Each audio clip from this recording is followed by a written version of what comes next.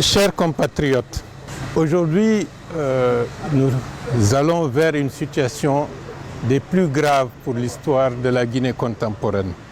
Nous ne désespérons pas que d'ici le 22, que la Providence aide la Guinée à ne pas tomber dans une situation qui mènera fatalement le pays dans le chaos. Quels sont les problèmes que nous avons? Une volonté de remettre en cause la Constitution de la République de Guinée.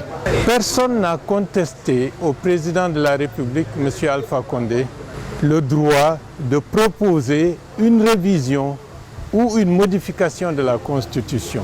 Pour que les gens comprennent bien, modifier et réviser la Constitution, cela veut dire que nous sommes dans la même maison et de temps en temps, vous remettez de la peinture à l'intérieur pour que la maison paraisse beaucoup plus aérée, beaucoup plus soignée.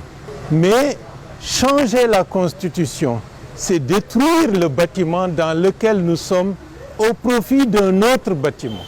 Et le projet de la nouvelle Constitution, il faut que les gens se rendent compte que ce projet de cette nouvelle Constitution remet en cause tous les acquis démocratiques que nous avons accumulés durant plus de 40 ans de lutte politique. D'abord, imprescriptibilité des crimes économiques qui figuraient dans la Constitution 2010 a été enlevée. Cela veut dire que ceux qui ont détruit le pays par la prédation ne pourront jamais être poursuivis. Deuxièmement, l'alternance démocratique pour laquelle les Guinéens, depuis l'indépendance, se sont battus et beaucoup de nos compatriotes sont morts, y compris des militants du RPG, pour qu'il y ait l'alternance démocratique. Dans le cadre de leur projet constitutionnel, l'alternance démocratique disparaît. Cela veut dire qu'on veut qu'il y ait la confiscation du pouvoir par un clan pour très longtemps. Et comme vous le savez, si tel est le cas, il va de soi que ce sera un conflit et des guerres dans le futur. Et c'est la raison pour laquelle nous souhaitons que notre pays évite ce piège et n'aille pas dans ce sens.